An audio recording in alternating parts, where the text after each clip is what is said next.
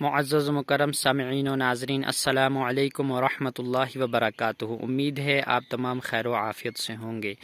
آج 29واں روزہ ہے۔ آج شوال المکرم کا چاند نظر آنا ممکن ہے۔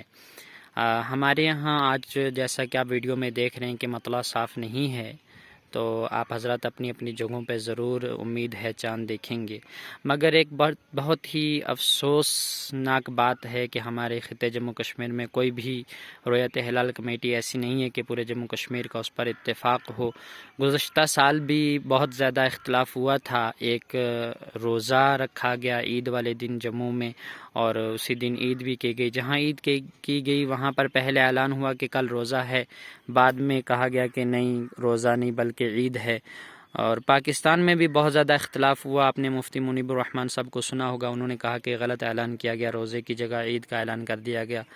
تو بہت ہی اختلاف ہوتا ہے، وجہ یہی ہے کہ ہمارے درمیان اتحاد نہیں ہے، اور معاملات کو اس طور پر نہیں دیکھا جاتا کہ افتراق و انتشار ختم ہو۔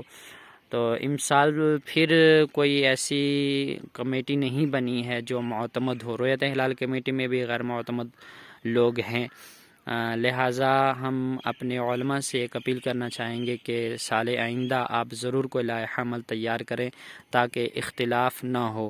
آج بھی نہ جانے دل دھڑک رہا ہے کہ کیا فیصلہ ہوگا، کہیں ہو سکتا ہے عید کا فیصلہ ہو، کہیں روزے کا فیصلہ ہو۔ بہرحال ہم دعا کرتے ہیں کہ اللہ تعالیٰ بہتر فرمائے، متفقہ طور پر صحیح اعلان ہو، ایسا نہ ہو کہ کل روزہ ہو اور عید کا اعلان کر دیا جائے، یا ایسا بھی نہ ہو کہ عید ہو روزے کا اعلان کر دیا جائے۔ اللہ تبارک و تعالی ہمیں دین اسلام پر صحیح طور پر چلنے کی توفیق عطا فرمائے اور ہمارا خاتمہ اسلام اور ایمان پر فرمائے۔ وما علینا الا البلاغ۔ السلام علیکم۔